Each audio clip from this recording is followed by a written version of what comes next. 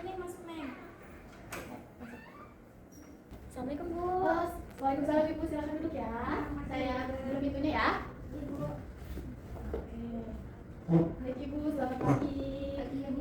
Sebelumnya perkenalan Ibu ya, saya Silvi Dasawa di sini. Ya Ibu dengan Ibu siapa? Ibu Aura. Oh Ibu Aura ya. Ditemani siapa Ibu? Ini ibu mertua Oh saya. Ibu mertuanya. Oke baik Ibu, usianya berapa? 32 tahun. 22 tahun ya. Alamatnya di mana Ibu? Di Bandung. Di Bandung. Oke.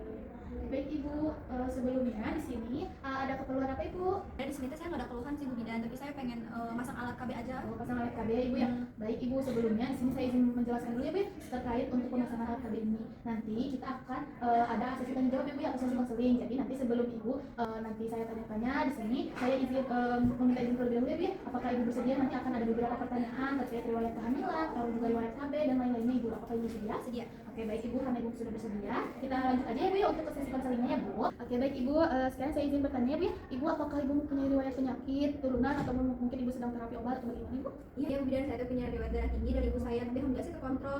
Saya setiap hari minum obat-obatan, terus juga seminggu sekali biasanya saya ditensi. Oh iya Ibu, biasanya hasilnya itu kisaran di angka berapa Ibu?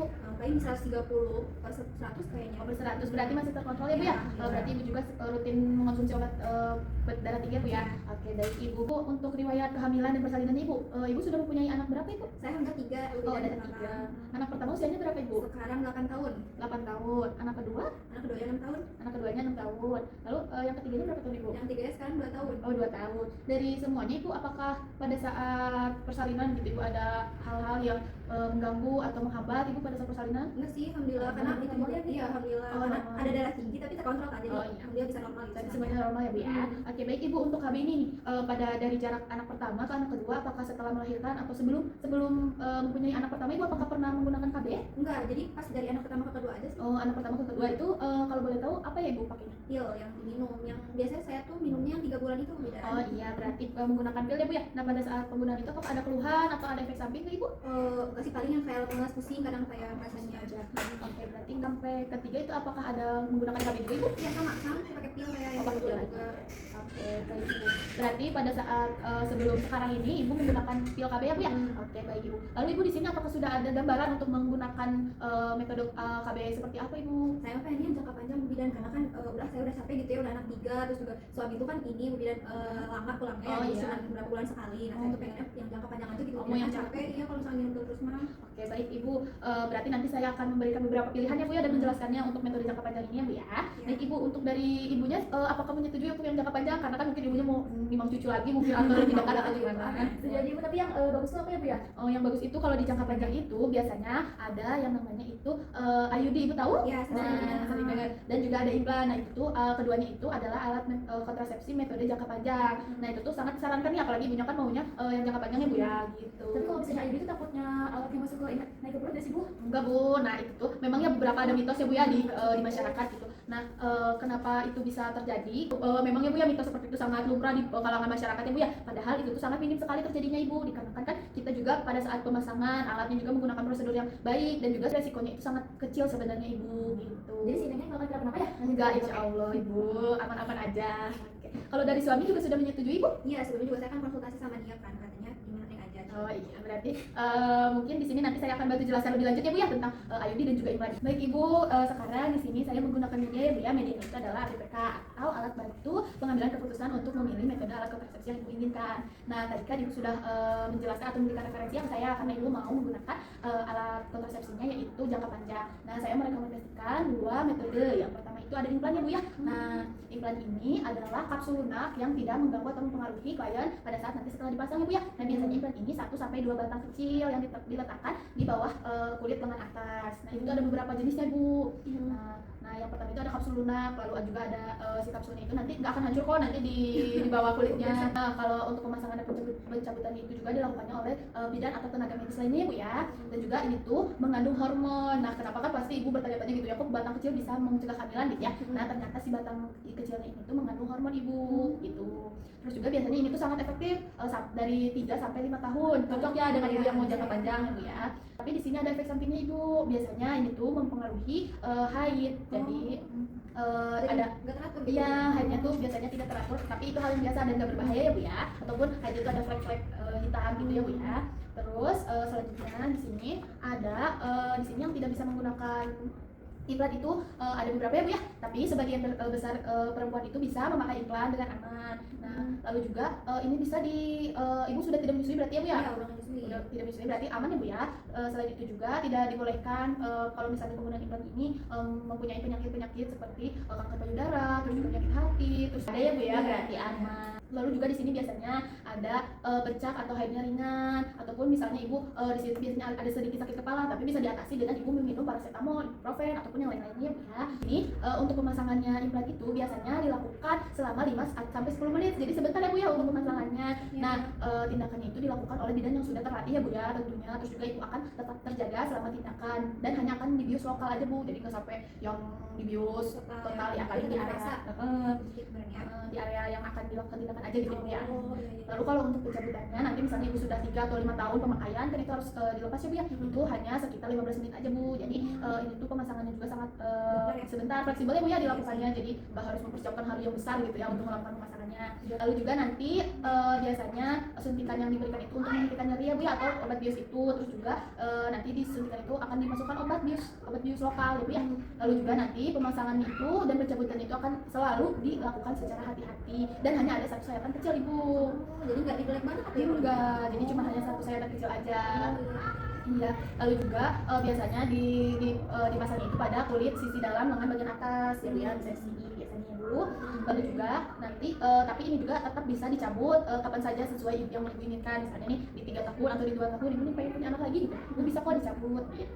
Jadi nggak harus 1 sampai 5 tahun ya kalau Bisa menyesuaikan gitu ya Bu ya. Untuk 3 sampai 5 tahun itu jangkanya gitu, bisa dipakainya secara lama gitu ya Bu ya. Oke, baik Ibu, selanjutnya di sini saya akan menjelaskan metode KB yang selanjutnya Bu ya. Nah, di sini akan DR atau alat kontrasepsi dalam rahim yang biasa disebut IUD ya Bu ya. Nah, ini tuh adalah alat kecil yang dipasang di dalam rahim. Biasanya rangkanya itu rangka plastik yang lentur dan lengannya ya Bu ya, di sini ada gambarnya. Lengannya ini tuh, lengannya itu adalah tembaga dan ada benangnya juga Ibu. Nah, contohnya itu ada di sini ya Bu ya gambarnya. Nanti kalau misalnya Ibu mau memutuskan nanti saya kasih lihat contohnya juga ya Bu ya. Nah, terus juga ini tuh alat kontrasepsi ini tuh sangat efektif dan juga tidak ketergantungan pada daya ingat kan. Misalnya kalau pil kan ya Bu yang sebelumnya harus gitu setiap hari minum gitu ya Bu ya. Lalu juga cara kerja utamanya itu yaitu untuk mencegah si sperma dan sel telur ini itu untuk bertemu ya Bu ya. Dan sebagian besar ibu juga bisa memakai alat kontrasepsi ini, termasuk ibu yang belum pernah hamil juga kalau misalnya mau menggunakan itu bisa gitu ya Bu ya. Terus juga akan ada kekhawatiran ya Bu ya tadi ya, rumor yang mungkin tadi takut kemana-mana gitu ya Bu ya. Tadi tuh, nah ini tuh akan alat ini juga tidak akan mengganggu selama misalnya pada saat bersenggama ya Bu ya. Mungkin berpikirnya takutnya pas saat bersenggama terus alatnya kemana-mana gitu ya. Ya takut masuk kemana-mana gitu ya. Nah itu tuh enggak Bu, walaupun misalnya pada pasangan ibu nih nanti saat bersenggama itu akan merasakan adanya benang ya. Lalu juga ini nih kan tadi alatnya yang si tangannya itu kan dari tembaga ya Bu ya. Nah ini tuh tidak berkarat Ibu ya, nggak berkarat alatnya. Jadi berarti aman ya kalau iya, ya. aman. Jadi alatnya itu tidak berkarat. Terus juga bahkan setelah bertahun-tahun karena kan ini jangka panjang ya Bu ya. Iya. Nah lalu juga ini tuh bisa dicabut kapan aja Ibu sesuai yang ibu inginkan. Jadi ibu bisa kembali hamil misalnya ibu sudah menentukan gitu, ibu mau hamil lagi udah cukup kayaknya jangkanya gitu, itu tuh bisa dicabut Ibu. Nah ini tuh biasanya bekerja sampai 10 tahun Ibu. Jadi lebih lama. Iya betul Ibu. Lalu juga tapi tergantung jenisnya. Kalau untuk yang 10 tahun itu biasanya ada di kompor T Ibu namanya. Nah lalu juga di sini ada efek sampingnya Ibu. Biasanya dapat menambah perdarahan atau misalnya pada saat menstruasi gitu ya Bu ya. Jadi menstruasinya lebih banyak gitu. Juga biasanya ada nyeri kerak pada perut, tetapi biasanya ini akan kembali normal setelah 3 bulan. Jadi 3 bulan pertama itu kan? Iya betul. Tetapi alat kontrasepsi ini juga tidak bisa melindungi dari penyakit infeksi menular Ibu gitu. Lalu juga di sini tadi ada sedikit saya sudah menjelaskan efek sampingnya ya Bu ya. Nah seperti yang tadi ya Bu ya, jadi efek sampingnya itu juga pada setiap orang itu biasanya berbeda-beda sesuai dengan imun tubuhnya, daya tahan tubuhnya ya kan Bu ya. Tadi kan tubuh seseorang itu kan perlu menyesuaikan dan berbeda-beda juga ya Bu ya. Lalu Lalu setelah ini nanti pada saat setelah pemasangan itu akan ada kram ya Bu ya tadi ya selama beberapa hari, terus juga ada flek atau haidnya lebih banyak gitu ya Bu ya. Lalu juga nanti ada flek misalnya di antara haid gitu ya Bu ya. Terus juga ini tuh dapat berkurang setelah beberapa bulan, terus si kramnya terus juga menstruasinya biasanya berkurang setelah 3 sampai 5 bulan pemakaian ya Bu ya. Nah di sini ada prosedur pemasangannya Ibu. Yang pertama itu kita akan melakukan pemeriksaan panggul. Nah pemeriksaan panggul ini tuh nanti akan ada seperti alat yang dimasukkan ke dalam vagina Ibu seperti cocor bebek ya Bu ya. Itu nanti akan dilakukan pemeriksaan karena kan Ibu baru pertama kali ya belum melakukan pemeriksaan panggul ya Bu ya. Nah jadi nanti kita akan melakukan pemeriksaan panggul ini. Tapi Ibu tidak perlu khawatir ya Bu ya, karena ini memang sesuai dengan prosedur yang sudah ditetapkan. Lalu juga nanti akan kita membantu membersihkan vaginanya dan juga mulut rahimnya ya Bu ya, agar tidak ada infeksi gitu Ibu. Lalu juga pada saat pemasangan alat kontrasepsi ini dilakukan secara perlahan dan juga lembut ya Bu ya. Dan nanti kita akan ada contoh untuk alatnya ya Bu ya. Oke. Jadi Ibu kalau misalnya masangnya tuh Bu, Ya. kan tadi kan apa sih bentuknya T ya? Ya, Maksudnya T gitu Bu langsung Ibu Enggak pegang? Ibu. Jadi kan bentuknya kayak nanti tuh si alatnya itu seperti ini Bu, seperti ini dulu. Kayak melengkung gitu Ya, ya Bu ya? dulu. Nanti kan ada benang. Hmm. Nah, nanti kan ada alat yang dimasukin ke dalam rahim. Terus kalau misalkan udah cocok, nanti itu alat itu ditarik sedikit dan itu tuh akan ngembang sendiri gitu Bu. Oh, di dalamnya gitu ya? Iya, betul. Oh. Sekali jadi kayak menahan gitu Bu. Jadi tahanannya gitu loh Bu. Hmm. Terus nanti kan ada benangnya gitu. Oke. Terus nanti pada saat pemasangan juga akan ada terasa sedikit nyeri ya Bu ya pada saat pemasangan. Tapi Ibu tidak khawatir nanti kalau pada saat pemasangan Ibu harus memberitahu bidannya ya Bu ya. Kalau misalkan mungkin Bu bidan sakit gitu, nanti mungkin akan kita sesuaikan gitu ya Bu ya agar ibunya tidak merasakan sakit. Terus juga Ibu harus istirahat secukupnya setelah pemasangan dan juga mungkin mengalami kram selama beberapa hari setelah pemasangan. Tapi rasa nyeri ini tuh biasanya berkurang paling lama selama 30 menit ya Bu ya. Oke. Nah, setelah pemasangan ini Ibu juga bisa memeriksakannya sendiri ataupun ke bidan gitu ya Bu ya. Nah, kapan sih ya Bu yang memeriksakannya nih? Pasti bukan bertanya gitu ya. Biasanya pemeriksaannya itu dilakukan 1 minggu setelah pemasangan ya Bu. Terus juga kalau misalnya Ibu setelahnya itu ya, misalkan setelah 1 minggu itu misalkan tidak ada apa-apa, nah biasanya lanjutannya pemeriksaannya itu kapan saja sih Ibu ya, biasanya pada setiap selesai masa haid. Jadi Ibu kalau misalkan udah berapa bulan Ibu kontrol gitu apakah masih aman atau enggak gitu, Ibu bisa kapan aja datangnya, tapi pemeriksaannya nanti dilakukan setelah ibunya selesai pada masa haid gitu. Apakah Ibu ada khawatiran Ibu setelah saya jelaskan tadi? Sebenarnya saya takut sih bidan dua-duanya juga, kan yang satu beda-beda, yang satu kram terus yang satunya nggak haid sama sekali mungkin gitu ya. Itu sih paling khawatirnya. Oh gitu ya Bu ya. Nah sebenarnya memang ada di setiap metode alat kontrasepsi ini tuh pasti ada efek sampingnya ya Bu ya. Tapi berbeda-beda. Seperti tadi kan dari implan dan juga IUD ini kan efek sampingnya berbeda ya Bu. Tapi Ibu jangan khawatir karena efek samping itu tuh maksudnya sudah disesuaikan gitu. Jadi kayak efek sampingnya itu pasti nggak yang gimana-gimana dan bisa diatasi gitu Ibu. Oke baik Ibu, selanjutnya di sini saya ada alat bantu juga ya Bu ya. Namanya ini KLOR KB atau kriteria kelayakan medis kontrasepsi. Nah tadi kan Ibu ada penyakit hipertensi atau darah tinggi ya Bu ya. Nah jadi alat ini juga bisa membantu mendeteksi apakah alat atau metode yang Ibu nanti pilih itu layak atau misalnya aman untuk Ibu gitu ya Bu ya.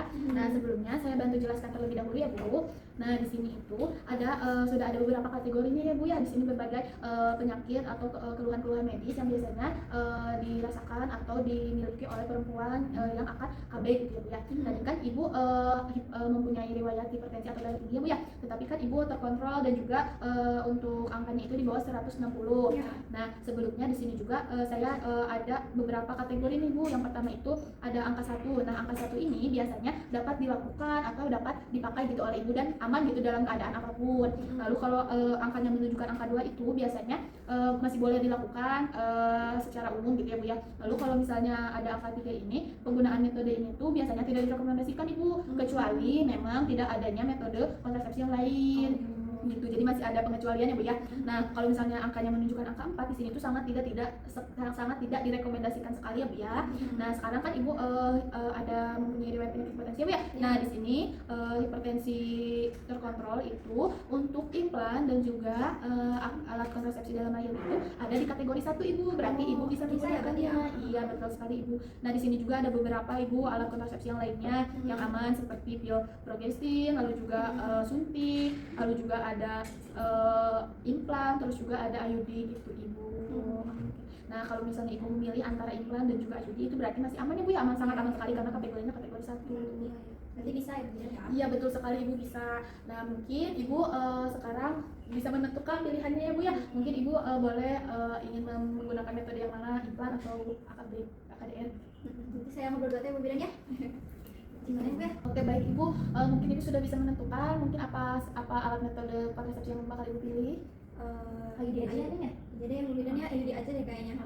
Berarti tetapi memang dengan kemauan Ibu ya. Ya, saya mau sendiri. Baik Ibu, berarti Ibu sudah mantap ya Bu yang memilih alat kontrasepsi dalam rahim atau IUD ya Bu ya. Jadi nanti kita akan melakukan pemasangan IUD ini ya Bu ya. Nah untuk suami mungkin sudah menyetujuinya juga. Sudah tadi juga saya udah teleponan sudah ya boleh. Oke baik Ibu, kalau begitu nanti kita akan merencanakan ya Bu ya untuk pemasangannya. Mungkin kalau misalnya Ibu siap di hari ini bisa di hari ini, tapi kalau misalnya Ibu tidak siap di hari ini mungkin kita bisa cari hari lain Ibu. Cari hari lain aja Bu Bidan ya. Dan saya kalau sekarang mau Persiapkan diri dulu ya Bu ya. Oke baik Ibu. Baik mungkin nanti Ibu bisa datang ke sini lagi seminggu atau 3 hari lagi kalau misalnya Ibu sudah siap ya Bu ya. Nanti boleh datang ke sini lagi untuk dilakukan pemasangan dan juga seperti yang sudah saya jelaskan tadi ya Bu ya tentang efek samping dan bagaimana cara pemasangannya nanti pada saat sebelum pemasangan juga nanti saya akan jelaskan kembali ya Bu ya. Oke baik Ibu, selanjutnya mungkin itu saja yang bisa saya berikan informasi dan penjelasan. Mungkin dari Ibunya apakah ada yang ingin ditanyakan kembali? sudah cukup jelas Bu Bidan. Terima kasih ya Bu Bidannya. Iya, sama-sama Ibu. Semangat ya Bu ya. Nanti semoga rasa sakitnya tidak sesakit itu ya Bu ya. Oke, baik Ibu, mungkin segitu saja. Terima kasih ya Ibu ya. Terima kasih ya Bu Bidannya.